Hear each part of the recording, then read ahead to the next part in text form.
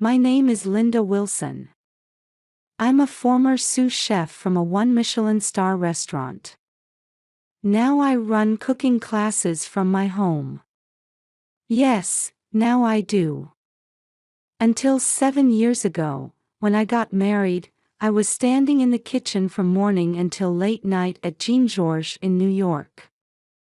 I mastered every technique from molecular gastronomy to classic French cuisine and had earned the chef's complete trust. When I left to start my own business after getting married, many people were sad to see me go. But I had a new dream. That day, I had just finished teaching a cooking class as usual. I had taught my students how to make apple tart tatin, showcasing the flavors of autumn.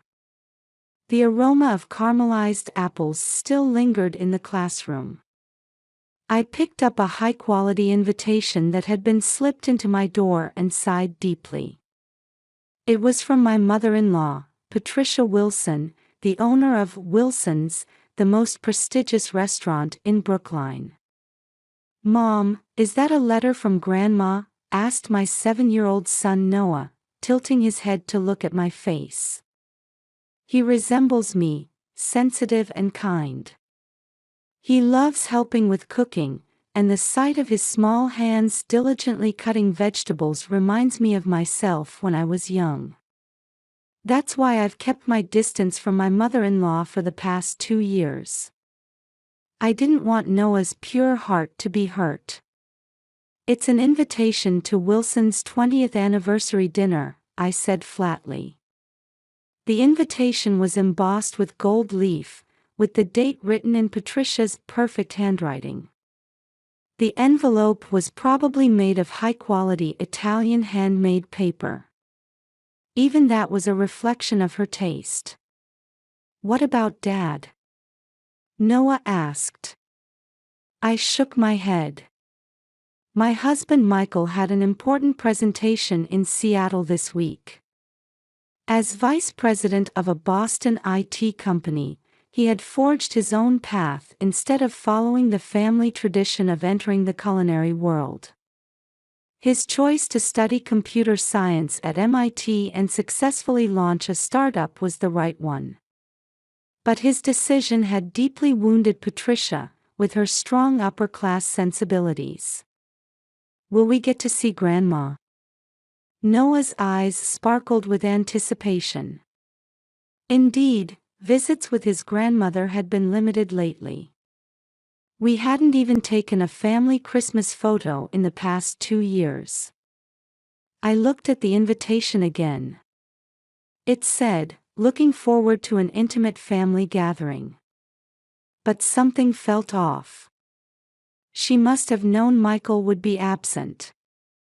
And Patricia's handwriting seemed to have a sharpness to it beneath the usual elegance. My sister-in-law Caroline would certainly be there. Unmarried, she managed the restaurant alongside her mother. A Wellesley College graduate with excellent grades who studied culinary arts in Europe, she had always looked down on my chef background. In her eyes, restaurant apprenticeship was just entertainment for the lower classes. Patricia, who came from a working-class background and entered high society through marriage, ironically held the strongest class consciousness. Since losing her husband 20 years ago, her heart had hardened further. Maintaining the reputation of the prestigious restaurant had become her entire life. When Michael decided not to take over the restaurant, the relationship between mother and son rapidly cooled. Still, Sunday family dinners continued in a diminished fashion. But after an argument with Patricia 2 years ago, when she dismissed Noah's peanut allergy as imagination, even that tradition ended. I still can't forget her cold gaze from that day. I've recently heard rumors about succession issues for the restaurant's management. Apparently, there's subtle tension between Caroline and Patricia. And now, this sudden invitation. I looked back into my son's expectant eyes. Indeed, this might be a chance to repair family relationships. Suppressing the anxiety spreading in my chest, I smiled. Noah, shall we go see Grandma? Yes. My son's innocent smile temporarily diminished the sense of unease in my heart. At dusk in autumn, Wilson's was bathed in soft light. The Victorian-style building from the 1890s standing on Beacon Street seemed to exist beyond time. The brick facade featured elegant curved ironwork, and warm light spilled from the large windows. I clutched my son's small hand. Noah, are you okay? Yes, he answered, but his voice carried a hint of tension. Noah tugged slightly at the collar of his navy blazer, the special outfit we bought for today. Little did I know that putting him in this outfit would become a major regret later. Opening the heavy wooden door, we were greeted by the sparkle of chandeliers. Crystals created patterns of light dancing on the white plastered ceiling. The entrance hall was filled with the scent of fresh flowers, surely dahlias and roses, Patricia's favorites. My nose also detected the aroma of cooking from deeper inside. James, the sommelier, approached us with a smile. Welcome, Linda and Noah. Until 2 years ago, he had poured wine for us at every weekly family dinner. When our eyes met, he smiled apologetically. Did he know something? Welcome, Linda, Noah. Turning around, I saw Patricia and Caroline standing there. Patricia had her raven hair in a perfect chignon and was wearing a Hermès tweed jacket. Next to her, Caroline was dressed in a Chanel charcoal gray dress. Both looked as if they had stepped out of a fashion magazine. Good evening, Patricia, I greeted her politely. I no longer called her mother. Grandma. Noah tried to run to her, but Patricia raised her hand slightly to stop him. Noah, be graceful. This is a fine dining establishment. Her voice was sweet as honey, but somehow cold. Amidst the busy coming and going of servers, we were led to a private room. It was the most formal private room, called the Rose Room, with deep red wallpaper, antique silverware arranged on a sideboard, and a Louis XV-style table near the window that had been passed down from the previous generation. Let's have some wine brought over, Caroline said. We've opened a special 1999 Romani Conti for tonight. Once seated at the table, the servers moved smoothly into action. Amuse-bouches were arranged one after another on the white damask tablecloth, foie gras macarons, potato velouté with truffle aroma, and blinis topped with caviar. This is quite an extravagant dinner, I said. Serving such an elaborate course seemed beyond a mere anniversary celebration. Yes, tonight is special. Patricia raised her glass of deep red wine. Let's make a toast. To the future of our family.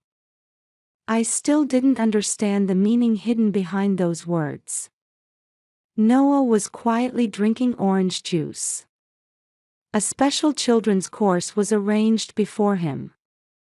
But I was concerned about how Patricia's gaze would occasionally fix sharply on her grandson. Linda, how is your cooking school going? Caroline suddenly asked. I've been hearing about its reputation lately. I sensed something strange in her tone. Caroline had never shown interest in my work before. Yes, it's going well, I answered cautiously. I plan to open a second classroom next month. Patricia raised her eyebrows. How ambitious. It was then that I first noticed the hostility in her eyes. This was no family anniversary, it was an interrogation. "This restaurant is the pride of the Wilson family," Patricia suddenly changed her tone. "Though someone from the lower classes like you wouldn't understand."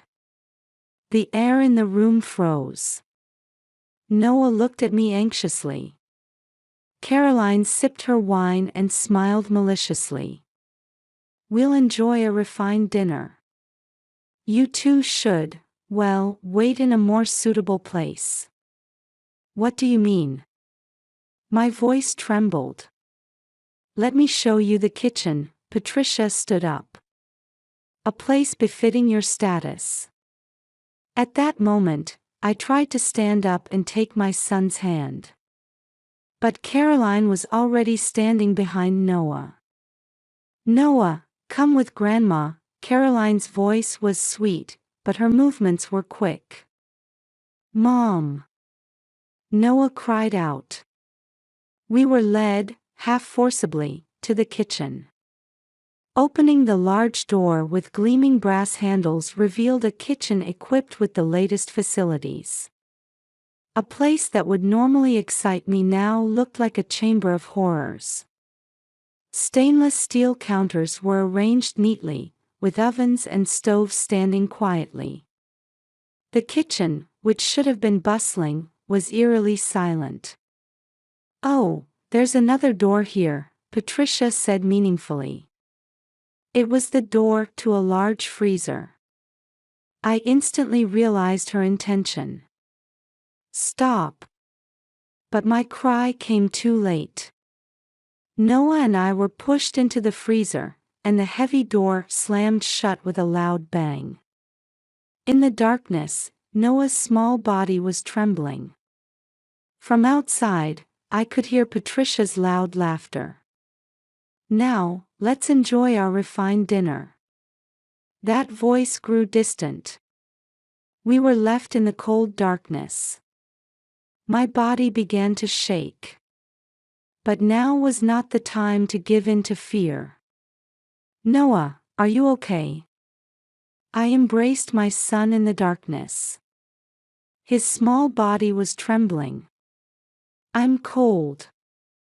"Mom, I'm scared." "It's okay. Mom will protect you." I held my son tightly. "Noah, would you like to hear about when Mom was a chef?" My apprenticeship at Jean Georges.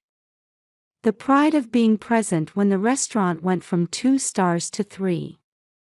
And above all, my experience managing ingredients in extreme cold. Now, that experience was becoming our lifeline. "First, let's try not to move," I whispered to my son. "So we don't lose body heat." I began to feel around to check our surroundings. I understood the structure of commercial freezers. There should be an emergency lever installed. But until I found it, we needed to prepare to survive. "Noah, listen carefully to Mom. We're going to make a shelter." My eyes were adjusting to the darkness. I could see a pile of cardboard boxes, packaging used for high-end ingredients like foie gras, truffles, and caviar. Those boxes would save our lives. "Noah, please carry the boxes as I tell you." Working with my small son, we began to build a makeshift shelter with cardboard. I dismantled boxes and layered them 2-3 times thick. The methods for keeping ingredients warm that I had learned as a chef were now being used to save human lives. "This will block the wind." We crawled into the improvised shelter and wrapped ourselves in commercial plastic wrap. Tools that were commonplace in a professional kitchen now served as blankets. We huddled together, trying to move as little as possible. Time passed. "Mom, I'm thirsty." Hydration was important. But drinking frozen water directly would be dangerous. Instead, I found a box of high-end chocolates nearby by feeling around. Let's lick these little by little. Melt them with your body heat. The aroma of cocoa brought a slight comfort to our hearts. In the shelter, I kept talking to my son. Happy memories, future dreams, and above all, the importance of staying alive.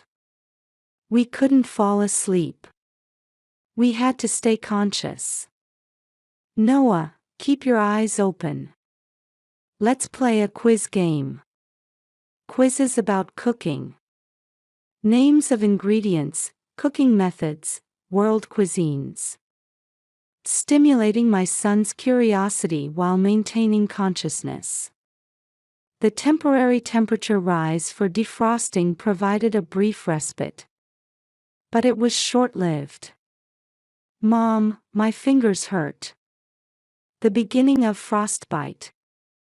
I put my son's hands under my armpits and desperately tried to warm them. With fatigue and cold, my thinking was becoming dull. But I couldn't give up. I had to find the emergency lever. Noah, Mom's going to move a little. You wait here. Crawling out of the shelter, I began exploring along the walls. The coldness of the metal cut into my bare fingers. But somewhere here. Finally, my fingertips felt something. A thin metal rod. This must be it. The emergency lever. I found it.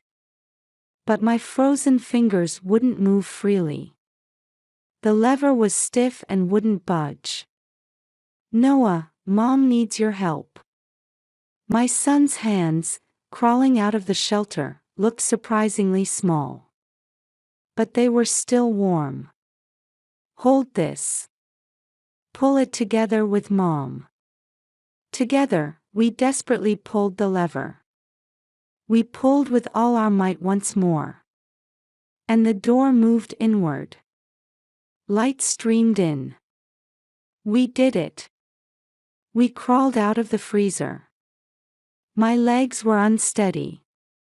But I had to stand up. I rose on trembling legs and firmly grasped my son's hand. We passed through the kitchen, heading for the dining room. There were guests filling the seats.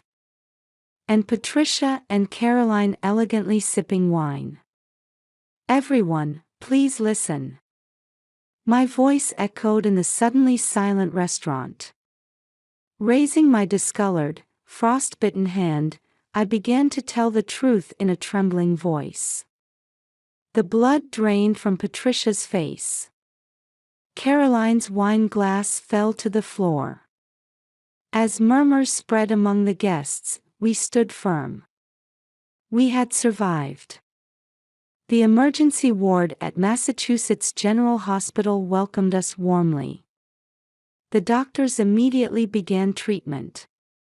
Frostbite, hypothermia, dehydration. Diagnoses came one after another. Linda. I opened my eyes to the voice of my husband rushing into the hospital room.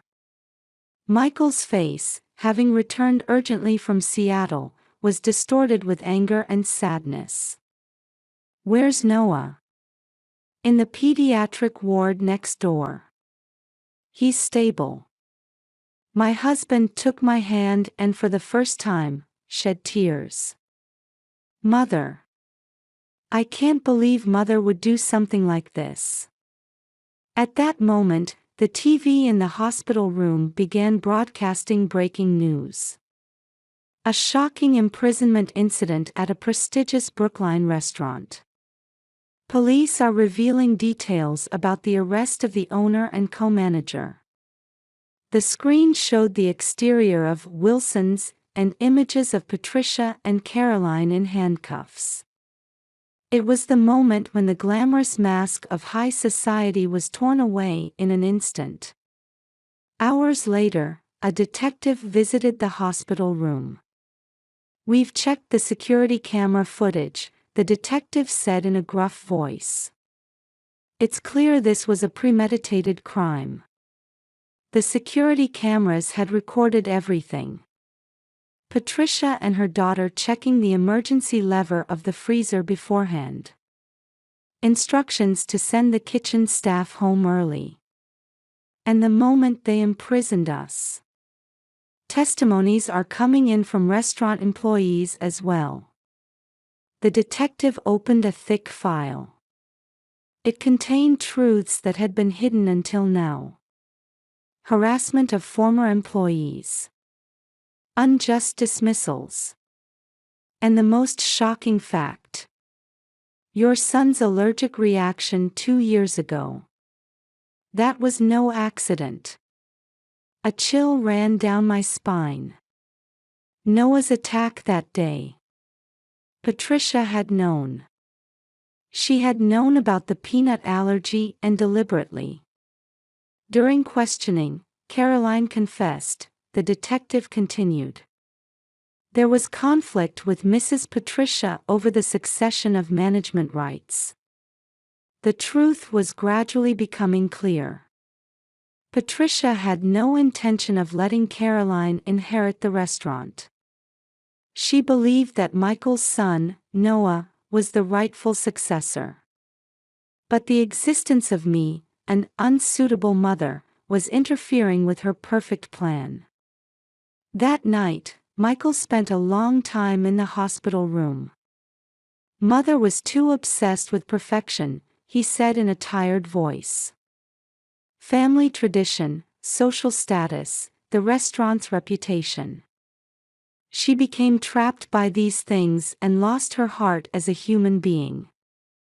The next day, social media was abuzz with the incident. The dark side of the established restaurant was being revealed one after another. A week later, a preliminary hearing began at the Suffolk County Courthouse. Opening the heavy wooden doors, we were enveloped by the cool air.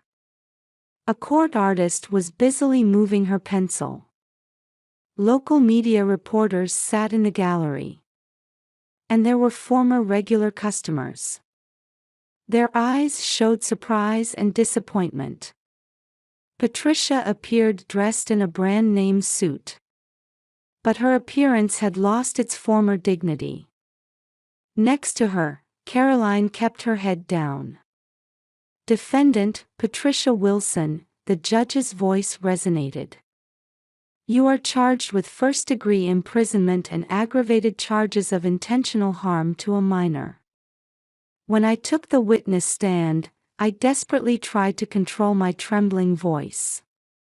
I had to calmly describe the terror of that time. My son still has nightmares, I testified. He's afraid of the dark and startles at the sound of refrigerators. You stole a 7-year-old child's right to sleep peacefully. The expressions of the jurors changed. Especially the older women's eyes were burning with anger. The defense tried to emphasize Patricia's social contributions. Her achievements in the restaurant industry, donations to charity, reputation in the community. However, the prosecution was relentless. The defendant has used her social status to commit various abuses over many years, the prosecutor said forcefully. This incident is just the tip of the iceberg. Evidence photos were presented one after another. Maya and Noah's frostbite. Security camera footage. And most decisively, messages found on Patricia's smartphone. It's a perfect plan. No one will suspect anything. It should be treated as an accident.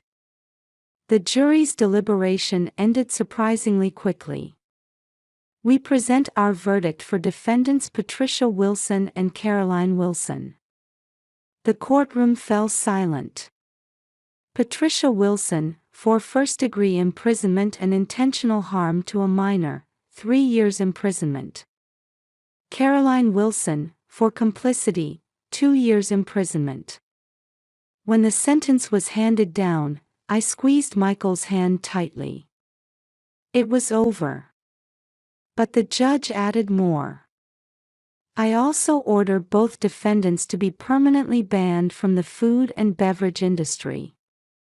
The business license for the restaurant Wilson's is immediately revoked, and ownership rights will be transferred to Mr. Michael Wilson. As we left the courtroom, Patricia turned toward us. In her eyes, for the first time, there was a hint of regret. Outside, the autumn sunlight was dazzling. A week in the hospital, followed by 3 weeks of legal proceedings. The season had deepened, and the trees were ablaze with autumn colors. "Mom, I'm hungry," Noah whispered softly. I hugged my son. "Yes. Let's make a special dinner today. All of us together." On the way home, Michael said quietly, "I want you to help me decide what to do with the restaurant." I looked up at the sky. Through a break in the clouds, a ray of hope was shining through.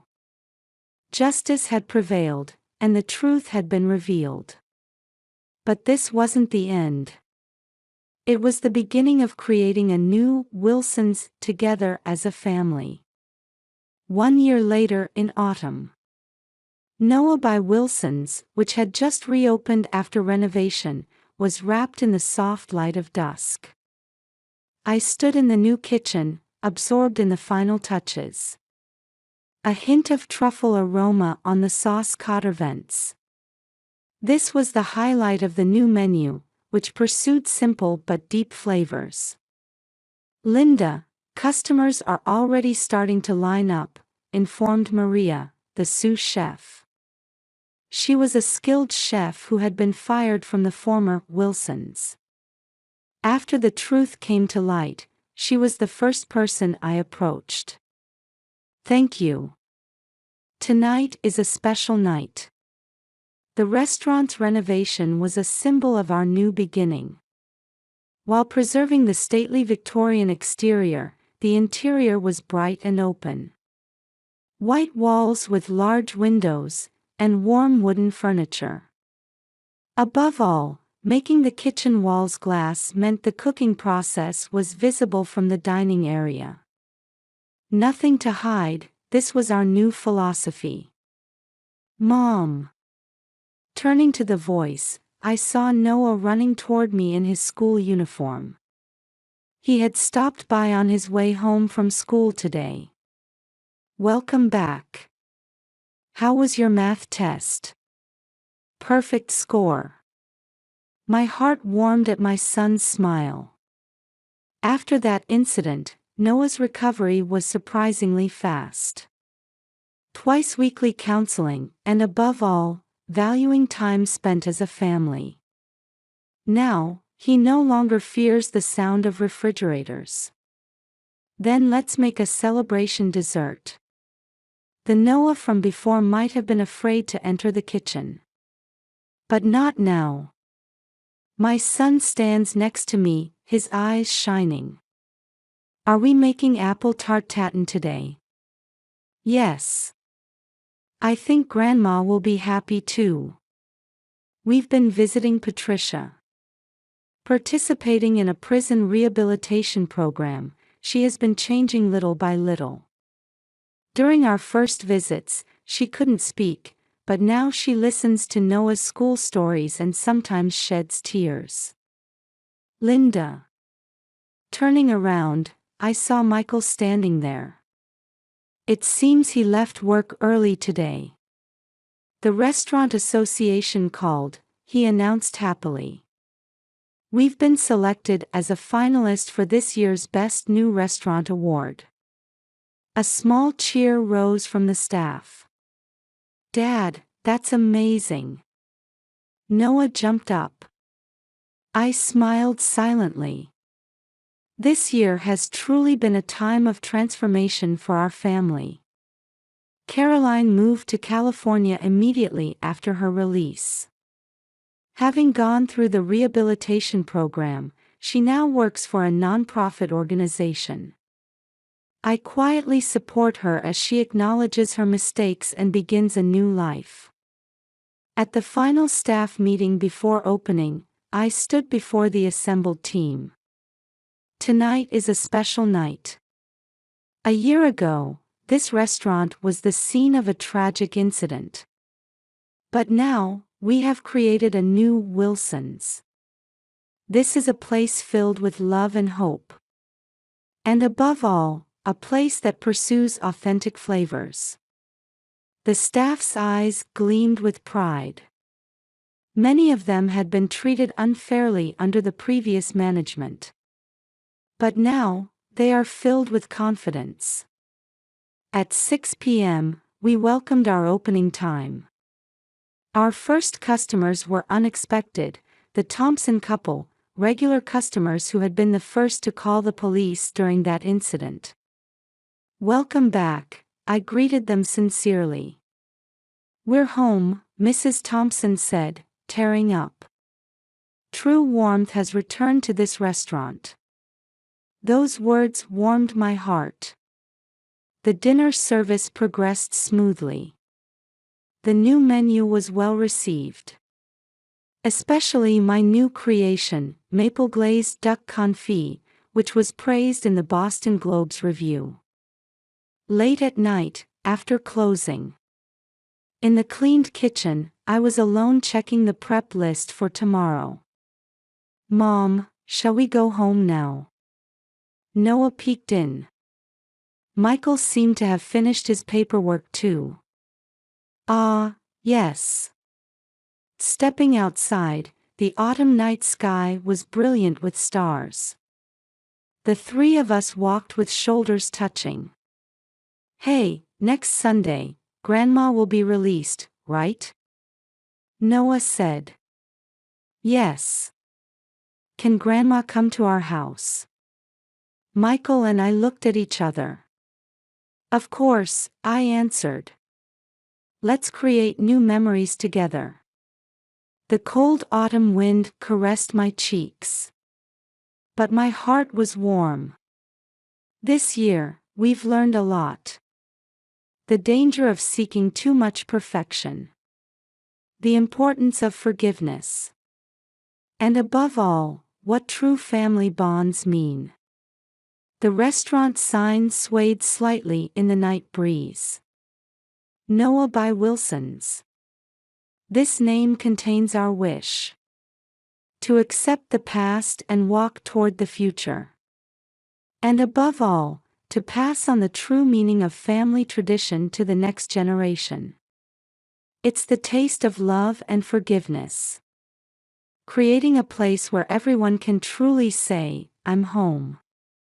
Our new story has just begun. But now, we're taking steady steps. Under the starry sky, our steps hurrying home were very light.